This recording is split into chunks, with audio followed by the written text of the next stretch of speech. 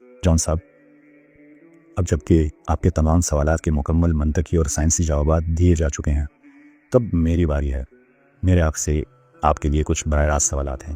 اگر آپ کا اور آپ کے جیسے دیگر مجدین کا یہ دعویٰ ہے کہ یہ قرآن محض ایک انسان کی لکھی ہوئی پرانی کتاب ہے، تو ذرا آپ نے تعصب کی اینک اتاری، اپنی پوری سائنسی اور عقلی قابلیت استعمال کرتے ہوئے مجھے ان سوالات کے جوابات دیجیے، مجھے سمجھائیے۔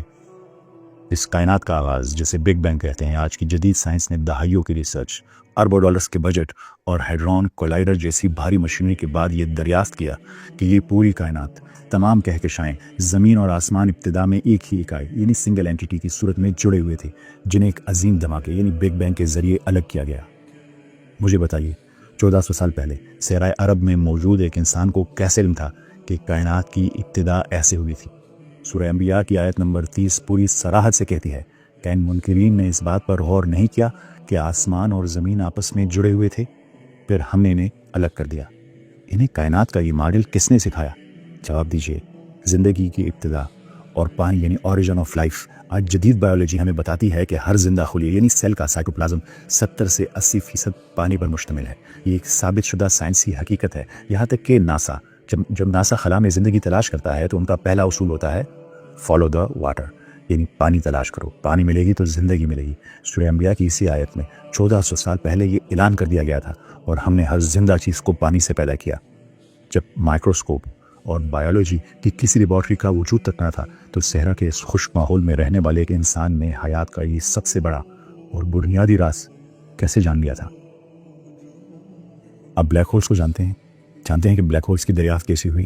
آج کی ایسٹرو فزکس ہمیں بلیک ہولز کے بارے میں بتاتی ہے کہ یہ وہ مردہ ستارے ہیں جو اپنی شدید کشش ثقل کی وجہ سے غائب ہو جاتے ہیں، اسپیس ٹائم فیبرک میں انویزیبل ہو جاتے ہیں، پیچھے چلے جاتے ہیں۔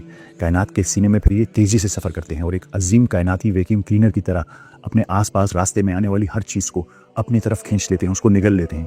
اب ذرا سورہ تکویر کی آیت نمبر 15 اور 16 کو پڑھیے، جو آپ نے پڑھی ہی نہیں ہوگی، مجھے یقین ہے۔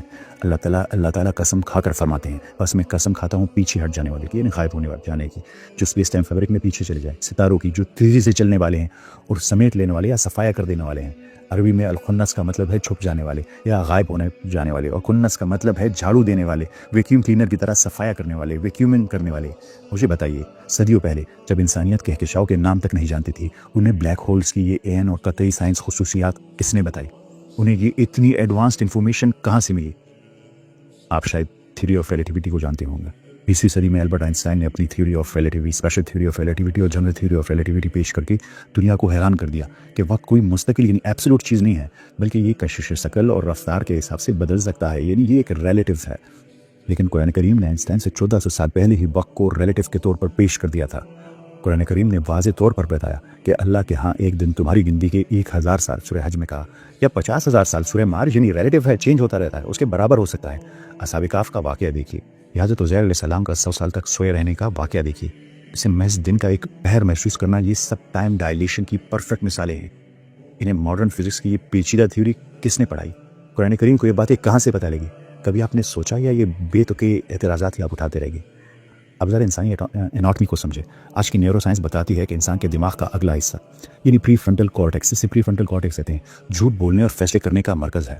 قرآن کریم نے سورہ الق میں جھوٹ بولنے والی زبان کا نہیں، بلکہ جھوٹی اور خطاکار پیشانی کے بالوں کا ذکر کیا کہ فورینسک سائنس نے 19 صدی میں دریافت کیا کہ دنیا میں کسی بھی دو انسانوں کے جو فنگر پرنٹس ہوتے ہیں وہ ایک جیسے نہیں ہو سکتے۔ لیکن سورہ قیامہ نے صدیوں پہلے مرنے کے بعد دوبارہ اٹھائے جانے کے سوال پہ جب آپ جیسے انکار کرنے والوں نے سوال اٹھایا کہ ہمیں دوبارہ اٹھایا جائے گا، تو کیا جواب دیا؟ کہ ہم تو اس کی انگلیوں کے پور اس کے فنگر پرنٹس تک درست کرنے پر قادر ہیں۔ قرآن کریم نے ہڈیوں کے بجائے فنگر پرنٹس کا ذکر کیوں کیا؟ انہیں انسانی شناخت کے اس بار کو کیسے علم تھا 1400 سال پہلے؟ مجھے بتائیے کہ یہ کائنات جو فائن ٹیونڈ ہے، جو چاروں فنڈامنٹل فورسز ہیں، اتنی پرفیکٹ ہیں، یہ کیسے اتنی پرفیکٹ ہیں؟ اور قرآن کریم نے اسی چیز پر ہمیں چیلنج کیسے دیا ہے؟ آپ نے کبھی قرآن کریم کے اسٹائلومیٹرک انالیسس کو دیکھا ہے؟ کمپیوٹر آرٹیفیشیل انٹیلیجنس کی مدد سے جو اسٹائلومیٹری ہوتی ہے، الگوریتم سے اسے چیک کیا ہے۔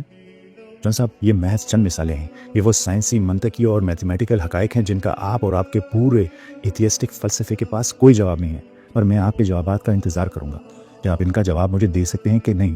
میں نے آپ کو آپ کے تمام سوالات کا جواب دے دیا ہے، اب میرے سوالات کا آپ ضرور جواب دیجیے گا کہ اگر یہ کتاب غلط ہے تو اس کے پاس یہ انفارمیشن کہاں سے آئی؟ آپ کے نام نہاد علمی روایت کو پوری طرح سے تار تار کر دیا گیا ہے۔ آپ کی اصولی غلطیاں، کمزور اور من گڑت تاریخی روایت پر آپ کا انحصار اور سائنس سے آپ کا مایوس کن فرار آپ کی اپنی آڈینس کے سامنے پوری طرح بے نقاب ہو چکا ہے۔